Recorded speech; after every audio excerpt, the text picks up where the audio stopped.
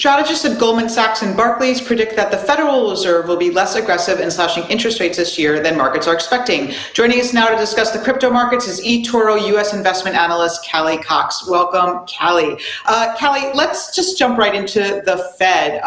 You've noted that the Fed is dropping hints that we're nearing the end of the rate hike cycle. A lot of crypto people are watching this with great interest. So what do you think is going to happen? What are your expectations for the Fed? Yeah, so first of all, happy to be here and happy to be talking about the Fed because it feels like the Fed is walking a tightrope right now.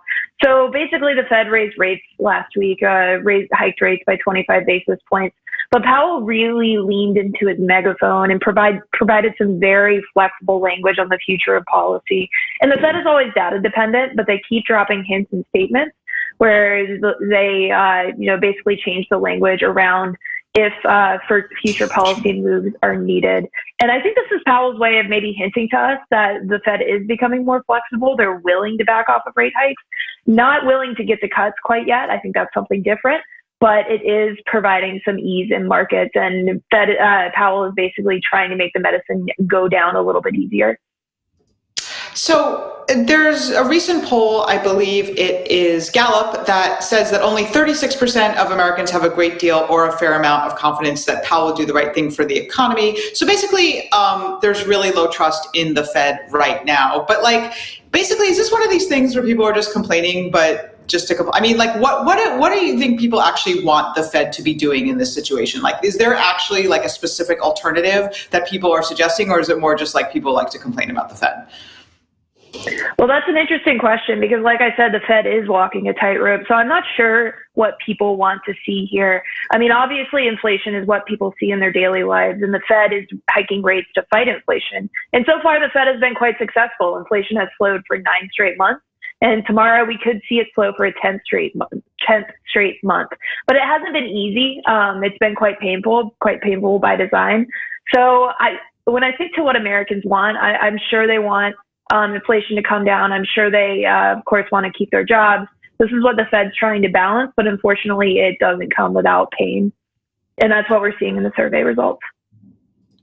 Let's talk a little bit about Bitcoin. We've seen Bitcoin be closely correlated to the traditional financial markets.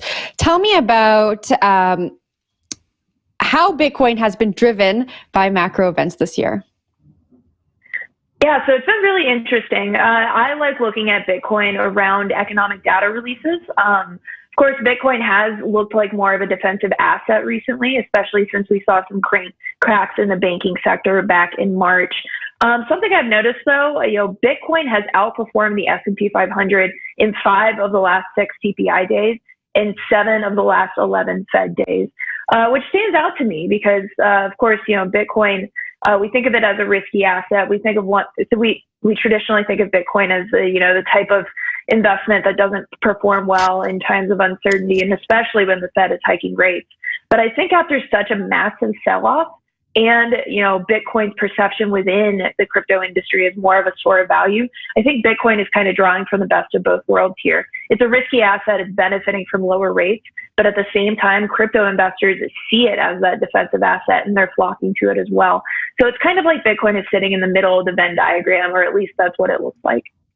We just had a regulatory chat with Nick Day. How do you think that this regulatory uncertainty and recent bank failures are going to continue to impact the markets this year? Well, I'll take both of those separately because I think that they are separate discussions. With the banking cracks in the banking sector, we're feeling a little bit more optimistic about that. We think that we can't call it a crisis quite yet. We think it is still contained to the banking sector and that it isn't quite a loss of confidence. But it is, seeing some failure in a pretty traditional centralized system. And obviously, crypto has benefited on the back of that, especially Bitcoin. So we think as, that trust erodes, we think it happens slowly. It's not an overnight thing, but we think as that trust erodes, we could see more investors eyeing Bitcoin as an alternative or crypto in general. The regulatory issues are another discussion separately. Of course, at eToro, we're supportive of any regulation that helps protect and support the individual retail investor. But I think that that's just another element of uncertainty that crypto investors have to consider. And it's another reason to look for quality within the crypto sector, looking for projects that have that economic value, that have that potential to generate cash flows, and that are adding a use case to the world. CPI data will be released tomorrow for April. Anything you're looking to come out of that? So I think CPI is gonna be an interesting release tomorrow. And like I said, inflation has slowed for 9 straight months.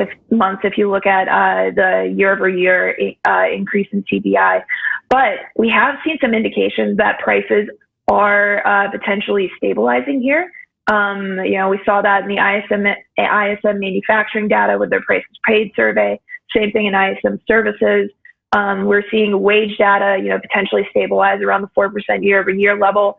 And like I said, Bitcoin has outperformed the S&P in 5 out of the last 6 CPI days. But tomorrow's CPI could be one that surprises us to the upside. It could show us that, potentially progress isn't as, straightforward as we thought. And that could eventually lend itself to more Fed rate hikes or potentially Powell taking a stronger stance on hawkish policy. All right, we chatted about Bitcoin. I want to hop over to Ether now for the last question. Nansen data is showing that Ether holders are also rushing to stake their tokens, with network validators pushing deposit activity to the highest level since the Chapella upgrade. What's your outlook on Ether? So Ether, in my mind, is another one of those brand names in crypto. It's, of course, seen differently than Bitcoin. It's seen as the building blockchain.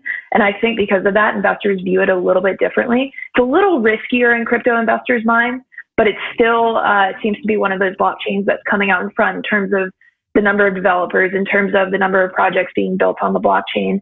And it's obviously proving its economic value and, dedication toward progress through the Ethereum merge and through the upgrades it's going through. So, of course, it's hard to say where the price should be. We don't have any cash flows to base this off of.